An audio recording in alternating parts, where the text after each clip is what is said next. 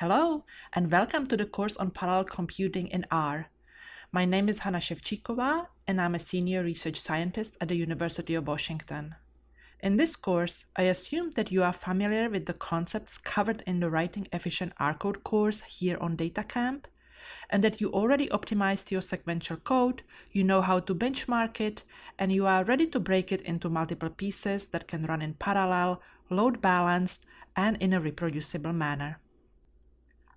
We start with showing you different ways of splitting problems into pieces and what different methods and R packages are available for running your code in parallel. In Chapter 2, we will go into more detail of the core package called Parallel.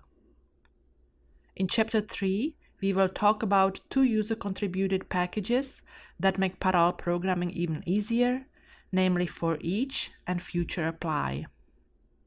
The course concludes by paying attention to an important and non-trivial subject of using random numbers in parallel environment and reproducibility. Also in the last chapter, we will put all the concepts together in form of an example. How do you split a computation problem into parallel chunks? There are two ways you can approach it. First, you can partition it by tasks, where different tasks can be performed independently. Think of building a house. There are many tasks you can perform in parallel, for example, plumbing, electrical, installing windows, etc. In the modeling world, say a demographic model, births, deaths, and migration can be modeled independently, thus in parallel, providing inputs to a population model. The second form of partitioning is splitting a computation problem by data. In this case, the same task is performed on different chunks of data. In the house example, all windows could be installed in parallel. In computing tasks, you can, for example, compute a sum of each row of a matrix in parallel.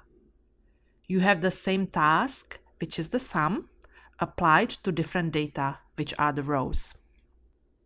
In summary, if you partition a problem by task, it means different tasks are applied to the same or different data. If you partition by data, the same task is performed on different data. This way of partitioning is much more common, and therefore it will be the focus of our course. Here is another example of partitioning by data. If you have a sequence of operations, say 1 plus 2 plus 3 and so on until 100, you can split it into multiple sums where each of the partial sums operates on a subset of the whole sequence and therefore is independent of the others. Thus, the same task, namely the sum, is evaluated on different parts of the data. If you have a large number of such independent tasks that have low or no communication needs, such applications are often called embarrassingly parallel, meaning it's embarrassing how easy it is to parallelize.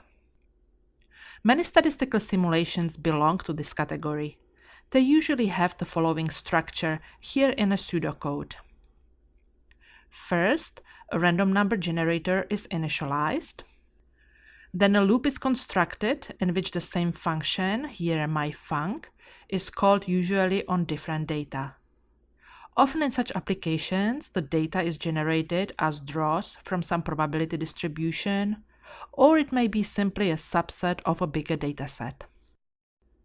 After collecting results from each iteration, the results are processed, for example, written to the disk, or a visualization is created. Let's look at some real examples.